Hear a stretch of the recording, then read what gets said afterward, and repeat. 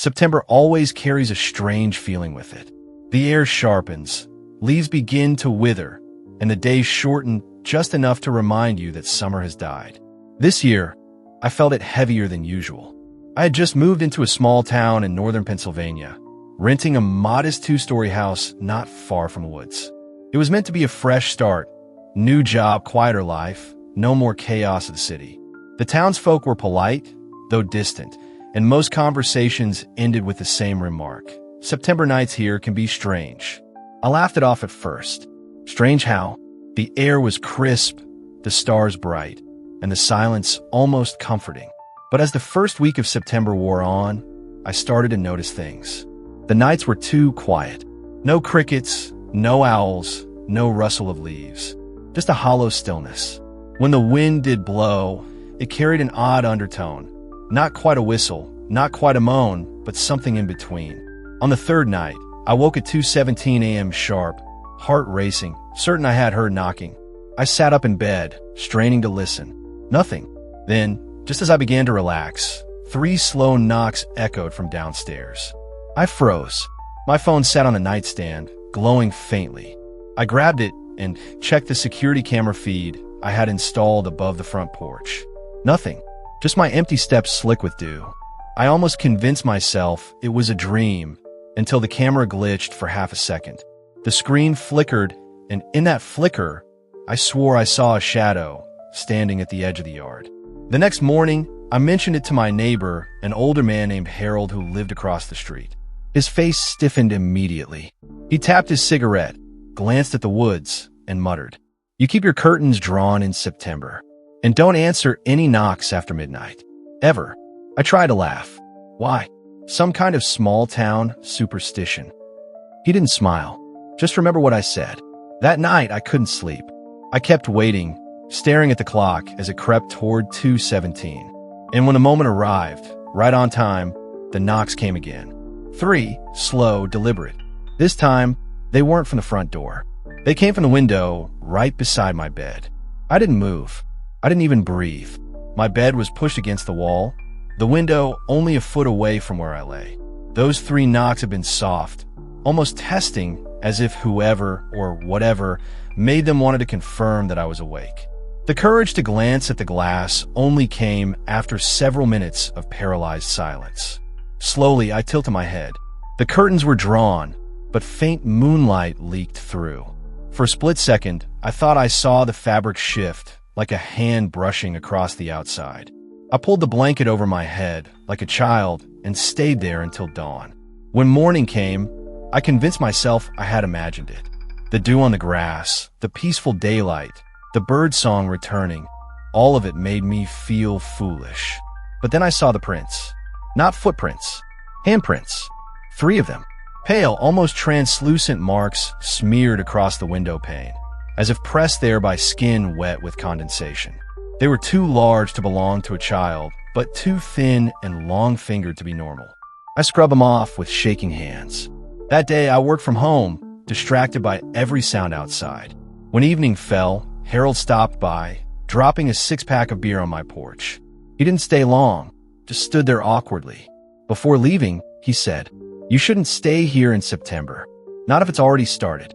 I asked him what had started, but he just shook his head and walked back across the street. That night, I tried everything. Lights on, TV running, curtains clamped shut. Midnight came and went. 1 o'clock. I began to think maybe it was over. Then, at 2:17, my phone vibrated on the nightstand. A notification from the security camera. Motion detected. I opened the app. My porch looked empty. Then the screen flickered, just like before. A blur at the edge of the yard. A tall figure, hunched, arms dangling almost to its knees. Its head turned toward the camera, but the face, it wasn't there. Just a blank oval of skin. I slammed the phone down. My chest felt tight, as if the air itself was pressing in. That was when I heard the sound again, the same 3 knocks. But not at the window this time. They came from inside the house, somewhere downstairs. I sat frozen for what felt like hours. The knocks never came again, but I didn't dare move until sunlight spilled through the curtains. Only then did I creep downstairs, searching every corner of the house. Nothing, except for one thing. On the living room wall, written faintly in condensation, as though traced by a wet finger, were the words, "Let me in." I didn't leave the house that day. I couldn't. The words on the wall felt like a warning, or worse, an invitation I never gave. I wiped them away with a trembling rag, but the letters seemed to reappear faintly every time I glanced at the wall, like some ghostly afterimage my eyes couldn't shake. By evening, I felt the weight of dread pressing down again. The hours crawled toward nightfall, and every instinct in me screamed to run. Drive anywhere, a hotel, a friend's house, didn't matter. But some unexplainable force kept me inside. It wasn't laziness. It was as if the house itself didn't want to let me go. I finally grabbed my keys around 9 o'clock, heart hammering, and yanked the door open. But the porch was covered. Hundreds of handprints, pale, smeared, dripping faintly as if they had been pressed just seconds before. They covered the siding, the door frame, even the windows. And the grass below, flattened, as though dozens of people had been circling the house all day. I slammed the door shut, locked every bolt, and pressed my back against the wall, trying not to scream. That night, the knocks didn't come right away. They waited. Hours passed. Midnight. 1 o'clock. 2. The house groaned, the wind howled, but no knocks. At 3 o'clock exactly, my phone buzzed again. Motion detected. Hand shaking, I opened the feed. Not one figure this time. Dozens.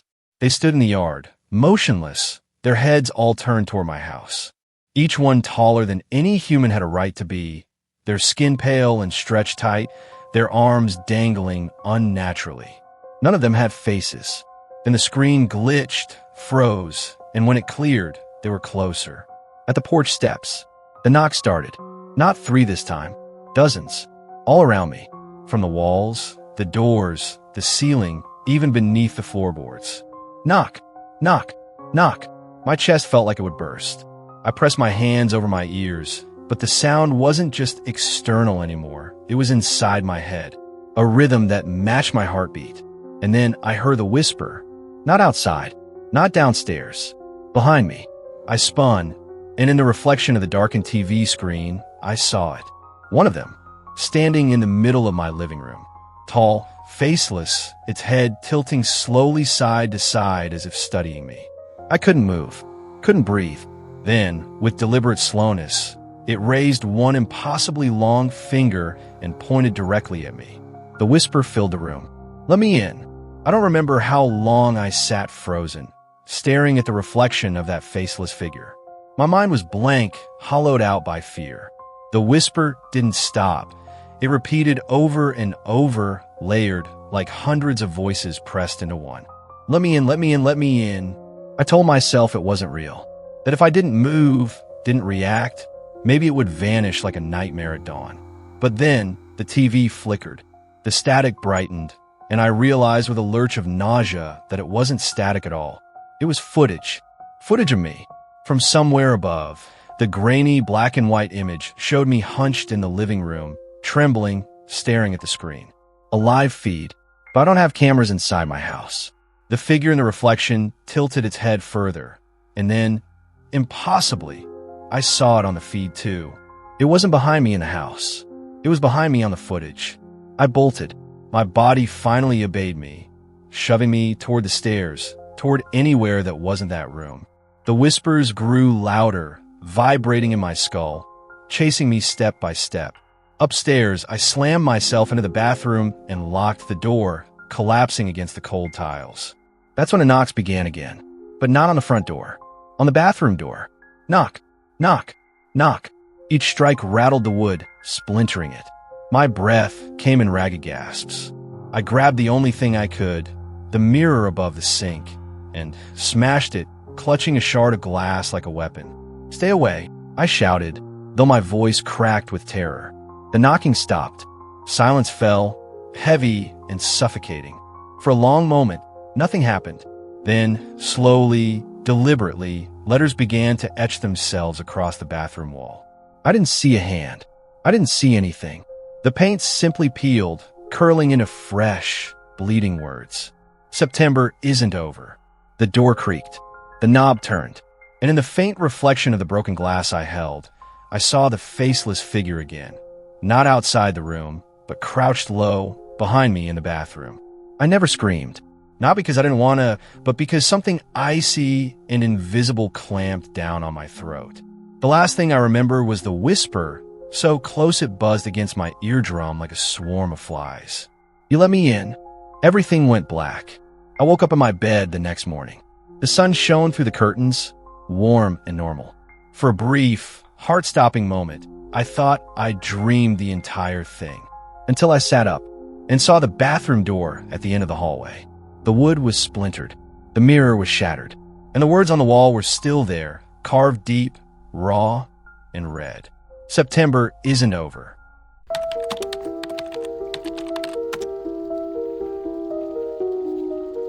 The first strange thing about that September night wasn't the cold or the silence or even the fog that seemed to roll in too early.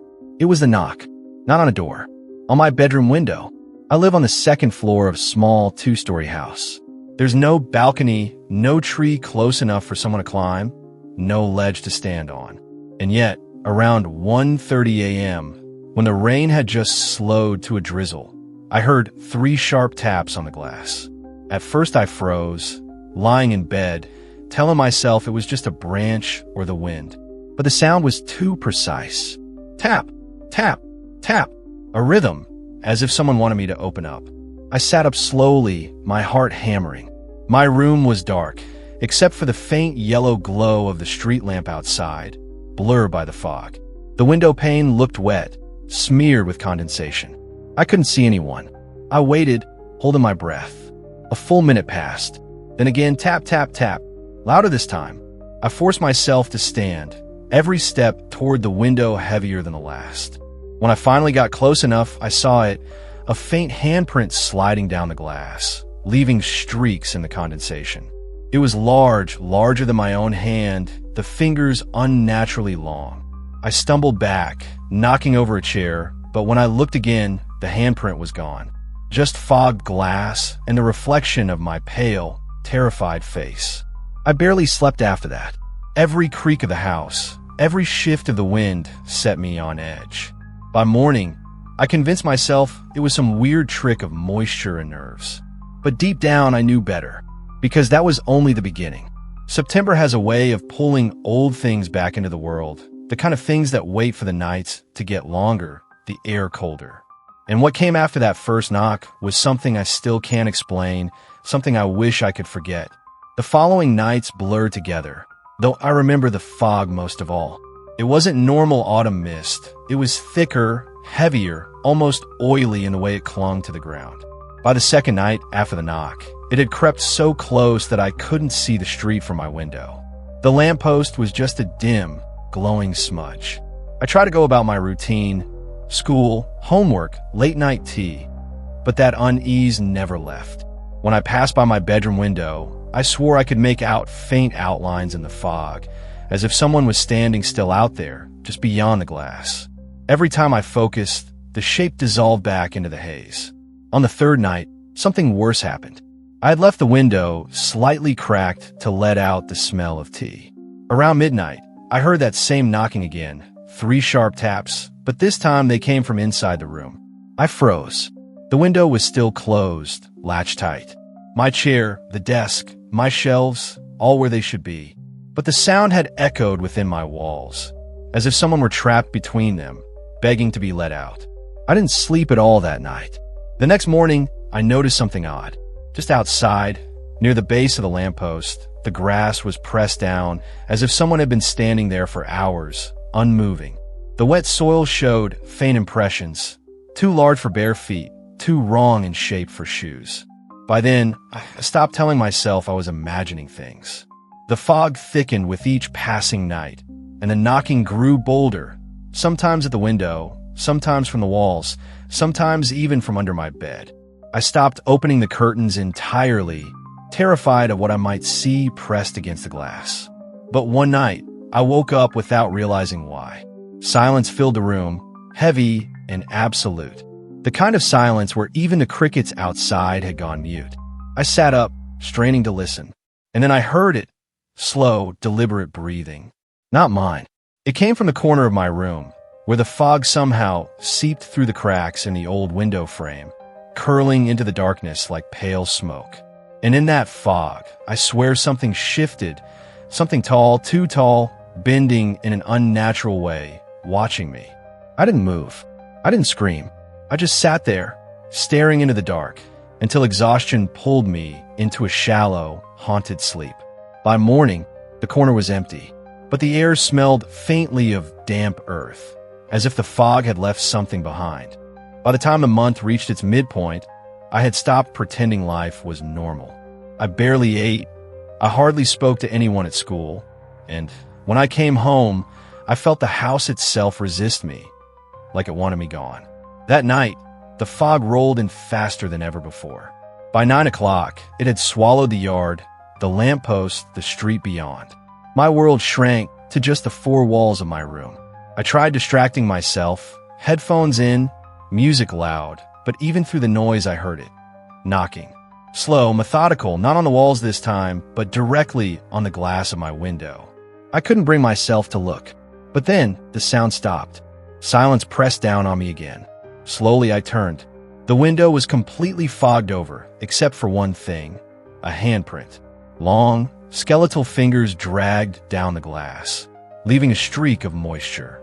And then, as if mocking me, another handprint appeared right beside it. I stumbled back, knocking my chair over, heart racing. My room felt smaller, the walls closer. The knocking began again, but now from multiple directions. The window, the walls, the floor beneath my bed. It was as if the house itself had become hollow, filled with unseen fists striking from within. I screamed, finally, but the sound died in my throat as the light bulb above me flickered and went out. The room plunged into darkness. I could still see, though. Not with my eyes, something else. Shapes shifted in the fog as it began to pour into my room through the cracks and seams. It didn't drift like smoke. It crawled, deliberate, curling along the floor and rising up the walls. And then it stood before me. The figure was tall, impossibly so, its head nearly brushing the ceiling. Its body was pale and thin, like stretched wax, the fog clinging to it as if it were part of its flesh. No face, just hollows where eyes should be, so black they seemed to drink the light. It didn't move toward me. It didn't need to. Instead, the knocking stopped, and for the first time, I heard its voice. Not out loud, inside me. A low, dragging whisper that scraped like stone on metal. You heard me. You saw me. Now you belong. My chest tightened, breath catching. I tried to scream again, but the fog rushed into my mouth, cold and suffocating, filling me like water. My vision blurred, my limbs froze. For a moment, I thought I was drowning. Then, darkness. I woke on the floor hours later, shivering, my window wide open. Outside, the fog had thinned, retreating back into the night. But the handprints on the glass remained, etched into the surface, impossible to wipe away. And deep down, I knew the thing wasn't gone. It was inside me now. The handprints never faded. Not after scrubbing with glass cleaner, not even when I tried scraping with a razor blade. They were permanent now, burned into the pain like scars. Every morning I woke and saw them, and every night, the fog returned to remind me. At first, I told myself I had imagined it. Stress, exhaustion, maybe even a breakdown. But then the changes began. My reflection stopped matching me. Not in obvious ways, it was subtle. My mouth lingering in a half-smile when I wasn't smiling. My eyes shifting a fraction of a second later than they should when I turned my head. I catch it out of the corner of my eye, tiny glitches, but enough to know something was wrong. And then there was my breathing. Sometimes when I lay in bed at night, I would realize I wasn't breathing at all. My chest didn't rise, no air passed my lips, but I felt no panic. Instead, I heard it, the slow, hollow inhalation like air being dragged through an empty tunnel. It wasn't me breathing. It was it using me. By the last week of September, I stopped going outside. People noticed. My mom asked if I was sick. My friends texted, then stopped when I didn't reply. But the truth was, I couldn't risk leaving the house. The fog followed me now, not just outside, but in every shadow, every mirror, every silent pause between heartbeats. And then came the dreams. Or maybe they weren't dreams. I would find myself standing in the middle of the lake, not on a boat, not swimming, just standing on the water. The fog coiled around me, and beneath the surface, dozens of pale faces pressed upward, mouths open in silent screams. Their hands clawed from below, but they couldn't reach me. I would wake up gasping, drenched in sweat, but my feet would be wet, the smell of algae and lake water clinging to my sheets. On the final night of September, I understood what it wanted.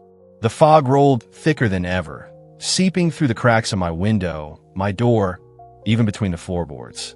My reflection in the dark glass no longer pretended to be me. It stared, grinning with teeth too long, too sharp. And the voice came again, clearer than ever. The month ends. You don't. I don't remember making the choice to leave my room. My legs moved without me.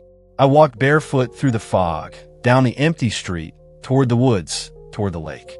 It welcomed me, swallowing sound, swallowing light, until the world no longer existed outside the pale glow of mist.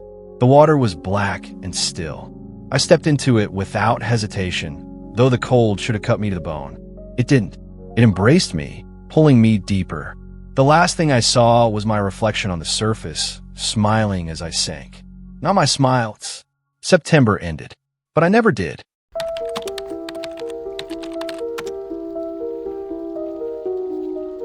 September had brought the harvest early this year. I was walking through the cornfields behind my aunt's farmhouse, helping her collect the last of the stalks before the frost hit. The air smelled damp, earthy, with that sharp hint of decaying leaves and freshly cut stalks. Birds circled above, their calls louder than usual, though I couldn't tell if that was my imagination. I had been wandering along a narrow dirt path between two rows of corn when I noticed something odd. The stalks ahead of me were bent. Not broken, just curved unnaturally, almost as if someone, or something, had walked through them recently. The path had been clear a moment ago. Curiosity got the better of me. I stepped forward, brushing my hands against the dry husks, and felt something cold graze my fingers. A shiver ran down my spine, and I realized the temperature had dropped sharply. Not a breeze, just an isolated, bone-deep chill that made my teeth chatter. I tried to convince myself it was the shade of the late afternoon. The sun was low, and the shadows were stretching across the field. But the feeling persisted. Something was wrong. Then I heard it, a soft, rhythmic sound like the dragging of metal across dirt. Not loud, but insistent. Slow, deliberate. I froze, listening. The sound wasn't coming from the path behind me, nor in front. It seemed to circle me, moving with a logic I couldn't understand. I wanted to call out, but my voice caught in my throat. The corn rustled with no wind, moving in ways that didn't match my steps. I thought I saw shapes in the stalks, thin, elongated shadows slipping between rows. They weren't human, I told myself. Just tricks of light, maybe animals. Yet my gut screamed otherwise. I turned to leave, but the path behind me was no longer straight. The rows of corn seemed denser, taller than they had been. The sky above was fading rapidly into gray, clouds clumping like thick wool. And then I noticed the dirt, footprints. Not my own. Small, narrow, and oddly spaced. They crisscrossed the path in no discernible pattern, leading toward me. Panic clawed at my chest. I ran. The stalks whipped my arms and face, but no sound of pursuit followed. When I reached the edge of the field, the footprints ended abruptly. No one was there. Nothing. Just the field, eerily silent except for the faint rustling of dying leaves in the wind. I tried to laugh, shake it off as fear, but as I turned back toward the farmhouse, I realized something that made my blood run cold. In the distance, among the shadows of the corn, I could see movement. A figure, or something resembling one, was standing perfectly still, watching me, and it didn't blink. I didn't sleep that night. Every creak of the old farmhouse, every sigh of the wind outside made me flinch. By morning, I told my aunt I'd seen nothing in the fields, though my stomach twisted at the memory of those impossible footprints. The next day, I tried to put out of my mind, helping her load the last bundles of corn into the barn. But something about the air felt wrong, heavy, charged. Even the birds kept their distance, huddling in the far trees, their calls eerily silent. That evening, curiosity forced me back toward the field. I had to see if what I saw yesterday was real, or if I had imagined it. The field looked normal at first. The sun hung low, casting long shadows, the corn golden under its light. But as I stepped deeper, the path behind me seemed different. The rows had shifted. Stalks that were once straight now twisted, almost forming narrow corridors I hadn't noticed. And then I found them. Small holes in the ground, perfectly round like animal burrows, but far too neat. And inside, tiny footprints. They didn't match any animal I knew. They were narrow, delicate, with claw-like tips. The dragging sound returned, soft at first, somewhere deeper in the corn. I froze. It wasn't random. It followed a pattern, a slow, circling rhythm. My heart hammered in my chest as I tried to back away, but the stalks seemed to close in around me.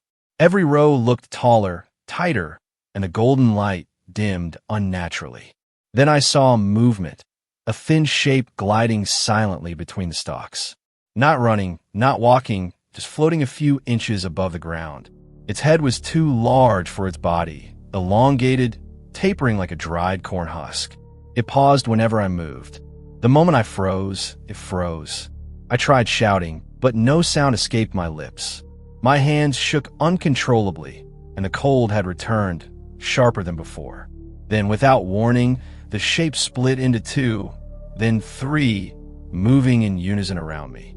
The corn stalks rustled, masking their motion, and I realized I couldn't see them clearly, just catch glimpses of pale, twisted forms darting in and out of my vision. Panic consumed me. I ran blindly through the field, the stalks snapping and whipping at my face. The shadows seemed to stretch, elongate, and close off my path. The dragging sound was everywhere now, circling me, mocking me, impossible to locate. When I finally burst out of the far edge of the field, I stumbled into the dirt road, gasping for air. The farmhouse lights glimmered faintly behind me. But when I looked back at the field, it was empty. The holes were gone, the footprints erased. Only the rustling corn remained, silent and golden in the fading light. And in that moment, I realized the field was not ordinary. It held something ancient, patient, and waiting. Something that didn't like to be seen, yet demanded it. That night, I barely slept. Every creak of the farmhouse, every rustle outside, felt amplified. I kept thinking of the shapes in the corn, the holes, the dragging sound. By the next evening, I knew I couldn't stay away. I had to confront whatever haunted that field. I took a flashlight and cautiously entered the cornfield again, keeping close to the narrow path. The air was heavier than before, and the temperature seemed to drop the deeper I went. Shadows moved unnaturally with every step, though the stalks themselves did not sway. I felt watched, every hair on my body standing on end. Suddenly, the ground beneath my feet softened. I stopped, shining the flashlight down. There it was, a shallow depression shaped like a human body, but impossibly elongated, stretching far longer than any normal person. The soil was freshly turned, as if someone, or something, had just risen from it. A low, humming sound began. Not a voice, not music, just a vibrating tone, resonating in my chest, in the soil, in the very stalks around me. The light from my flashlight flickered. Then the shapes appeared, dozens of them, crouched and hidden, peeking from between the corn rows. Their bodies were thin, their skin pale and rough, almost plant-like, blending seamlessly with the stalks. One step forward. It didn't move like a human. Its limbs twisted unnaturally as it glided toward me. The humming grew louder, piercing, vibrating through my teeth and bones. I tried to back away, but the stalks formed walls, corralling me toward the center of the field. The creature raised an arm, or something resembling an arm, and pointed toward the ground. The soil quivered, and dozens of similar depressions opened around me. I realized then that the shapes weren't alone. They were connected to whatever lay beneath the earth, feeding, waiting. The dragging sound became screaming, faint and broken, echoing from the ground itself. I tried to run, but the stalks twisted around my legs, slow, deliberate, pulling me toward the central depression. I struggled, my flashlight swinging wildly, casting brief flashes of grotesque faces in the corn. Hollow eyes, elongated mouths, impossible limbs. Then I tripped. The flashlight rolled away. Darkness swallowed me. A dozen hands, pale, rough, plant-like, grabbed my arms, my leg, my hair. The humming became a chant, rising and falling in waves. I screamed, tried to fight, but my strength was useless. And then the field went silent. I don't know how long I was unconscious, but when I woke, I was lying on the edge of the road, the cornfield calm and golden again. No shapes, no holes, no footprints, only the faint hum lingering in the air. I stood, trembling, and saw something in the distance, a single stalk unnaturally tall, bending slightly as if watching me leave. I knew I hadn't escaped entirely. I didn't go near the cornfield for days. Every time I passed it from the road, it looked perfectly ordinary. Golden stalks swaying gently in the wind, sunlight filtering through the gaps, nothing unusual. I tried to convince myself it had been a hallucination, that exhaustion and stress had warped my senses. But by the following week, I started noticing small things. Shadows in my peripheral vision, just for a fraction of a second. Patterns in the soil outside my window. Lines that looked like roots, etched into the earth in ways that didn't make sense. And the humming, faint and low, returning whenever I was quiet, just barely audible, like the memory of the field itself. One morning, I went to sweep the porch and found it. A single stalk, perfectly green and alive, growing through a crack in the wooden floor. I didn't plant it. It wasn't part of any decoration. The stalk had a strange, thin leaf curling like a claw. I touched it. The vibration from it ran through my fingers, up my arm, into my chest. I yanked my hand away. The humming became louder for a moment, then stopped, as if acknowledging me. That night, I couldn't sleep. The single stalk remained in the corner of my room, leaning slightly toward my bed, casting a long shadow that stretched across the walls. I thought of the field, the depressions, the shapes, the hands that had pulled at me. I realized then that something had followed me home, something that had been planted. Days passed. I tried to remove it, but the stalk resisted. Pulling it out left my hands scratched, bleeding, and the vibration returned stronger, pulsing through my body. Every time I closed my eyes, I saw the field, the elongated depressions, the pale creatures gliding silently between the stalks. And I knew, with an icy certainty, that I wasn't alone in my house anymore. The stalk grew faster than any plant should. Within a week, it had reached the ceiling. Leaves stretched across the walls, curling in unnatural angles. The humming returned permanently, now louder than the refrigerator, more persistent than the creaking floorboards. I couldn't leave. The field wasn't far away anymore. It was inside. The creatures weren't outside. They were in the stalk, in the roots, in me. I could feel them. Patient, waiting, feeding, planning. September ended. The air turned colder. The leaves fell outside. But inside my house, the stalk thrived, the humming never ceased, and the shadow it cast grew longer every night, reaching toward me as I slept. I realize now that I didn't survive the field that day. The field survived me, and I fear the seed it planted will continue to grow long after September is gone.